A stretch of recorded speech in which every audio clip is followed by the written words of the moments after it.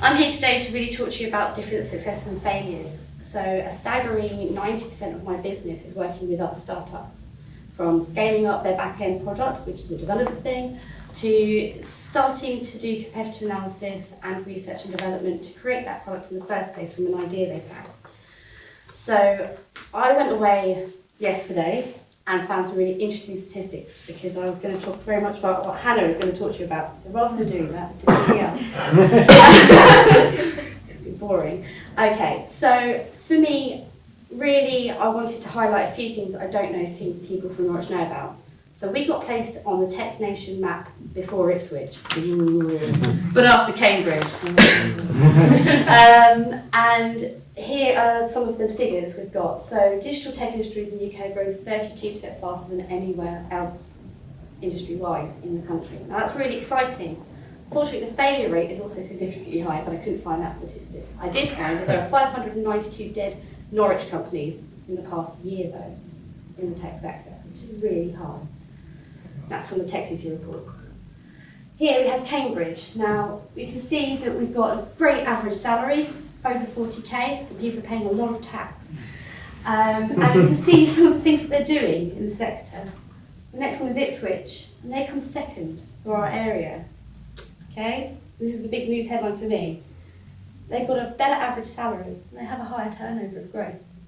Norwich got placed first. We're stuck here at 36 grand and 22% growth. And we're pretty much doing the same stuff, if you have a look. So why are we struggling so much? Failure versus success. Here you can see percentage of companies that fail in the first 3 years. By year 3, we're looking at 44%. And we can see the companies that are still operating. And the most successful is obviously finance and industry and real estate. These are the most solid industries to be in. The least stable industries to be in is information, which is where IT sits. So, looking at these factors, what's driving the success and failure of Norwich? Well, for me, again, looking at long-term growth, you can see within 10 years, 71% of businesses fail. So failure isn't a huge problem so much. It's just the thing that happens. How do you stay successful? Well, again, we're looking at Ipswich. We've got a growth rate of 16% and a turnover of £190 million. And Norwich is on 22%, so we're faster growing in terms of product. But yet, again, output is still lower. Why are we sucking against Ipswich? So, it made me think, why do people fail? And here I looked at some other tables that I made. Aren't they pretty? And we've got some, I don't know if you can see this very well, and I apologise if you can't. I've got some other things to go with it here to help you out. So incompetence is a big one. It's number 1 on the list. What is incompetence? Well, for me, it's emotional decision making. People who make emotional decisions in business will fail at business. Business is not emotional, and it shouldn't be. If it is emotional for you, then you need to start figuring out a way to make it unemotional, detach yourself and take that step back, otherwise you'll start making bad decisions in your business practices. People have tightly held opinions, and they're not very malleable in giving those opinions up. They need to be right. People who always want to be right and need to be right and have nothing in their head that they are always right will fail. Complacency. That also leads into having tightly held opinions and needing to be right, and that they sound like similar things. But actually you can go cruising into a project thinking you know everything about it and end up catastrophically failing. Insufficient experience. I know that sounds a bit like incompetency, but it's not. You can be very knowledgeable but have no experience to back you. Managing budget is one of the biggest areas of inexperience, and it's one other big reason why businesses fail. Because they overspend, they put their wages up too high at first, their price point isn't right. Misspent marketing budgets. People think that you can spend a lot of money and get some ROI out of it, and you can't. You need to really think about the demographic you're trying to aim at. You need to be thinking about who you're trying to reach for. Who's going to use your product? How are they going to use your product? How long are they going to use your product for? And expanding too quickly. Now, this is the death of most startups. It's taking on too much resource, far too fast, and not being able to sustain it. Lack of experience in services. Now, this is a really key one. So a lot of product designers are business people or engineers of some sort, whether that's software, chemical, biological, it doesn't matter. What they lack the most is actual retail experience. because they never had a retail job, they've never worked in the service sector. How will you ever learn to service someone if you've never worked in the service industry? Well, I would say taking good staff, having someone that has got that experience and learning from them. Not necessarily going away and doing sales training, because that's not your speciality. In business, I do honestly believe that people should play to their strengths and work on their weaknesses. By all means, go and get that insight into sales, but don't try to be a salesperson if you're not one. Get a salesperson to do it for you. They'll be much more successful at it than you are. Poor customer relationship handling. It's a good one. People I know and I've observed can be too intense in business. They want to please their customers too much. They give away too much. They buy them things, they take them out for lunches and dinners. And whilst this may seem like a really good idea to do, it's not. You are basically opening yourself up to being used for more resource than you have to give and not getting any benefit from it. So whilst it's good to be good to your customers, don't give too much. Let them give to you. It's got to be a two-way relationship. Otherwise you'll end up ultimately, again, failing. And you'll lose that relationship.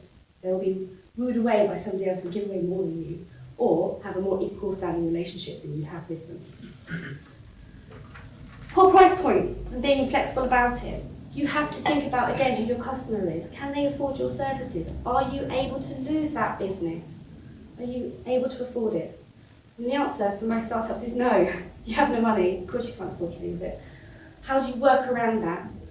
By creating two-way relationships, symbiosis, and making it very clear and being very transparent about that symbiosis. Have it in a contract. Rule number one, if you're going to have a two-way relationship, write it down. Otherwise one of you will become bitter or disillusioned and it'll all go bang very quickly and you'll end up losing one of your key backbones to running that business. Okay, what can you do to avoid this? Now, this is a really big one for me. Listen to your team. You hired them for their experience and their expertise, not just to be an extension of you and do your bidding for you. If doing your bidding is the reason why you hired someone, then you really need to rethink why you hired them and if they're the proper fit for your business. Because I guarantee you don't want an extension of yourself, you want someone who can add value to what you're doing. And you need to develop them in the areas that they are strongest at, and they will add value to what you're doing. Just ask this fellow here, I make him do loads of training. Have strong opinions, but hold them very weakly. Allow yourself to be convinced by the experts you're working with, your employees, your consultants, your closest business confidants. They will be the most invaluable people to give you good sanity check and sound advice. But at the same time, when someone does freely give you advice, ask yourself why they're giving it. Are they doing it because they want you to succeed or because they want you to fail? And here we go back to the sanity check. Build a great support network to sanity check you. This will allow you to make good decisions and avoid making those emotional decisions I spoke about at the beginning. I really am a strong advocate of honestly, running your own business is an emotional process. Running a startup from scratch is an emotional process, but the decision making that you do within that business shouldn't be. And you need to have someone who can get that step back for you and be a sounding board and allow you to come to your own conclusion that you would do without that emotional cloud around you. And now here leads me to two big bits of advice. If you're thinking about going digital or working in the digital sector or running a digital business and you have no background, advice number one, work with a designer first. They will help you prototype out your idea and concept and allow you to clearly display what you want to a developer, whether that's a software engineer, an app engineer, or a website, it doesn't matter. Work with a designer first. And I say this as a non-designer. Okay, and secondly, learn about development processes as much as you possibly can. This way you'll figure out if you're being ripped off. A lot of people like to charge far too much for software services, and they do so because they want the money, because that's what they got paid in London, or that's what they get paid in Cambridge, or whatever. But at the end of the day, what they're probably delivering to you could have probably got from someone who knows more about that subject for less money, and that's just a fact. And that's where I end it all. Brilliant.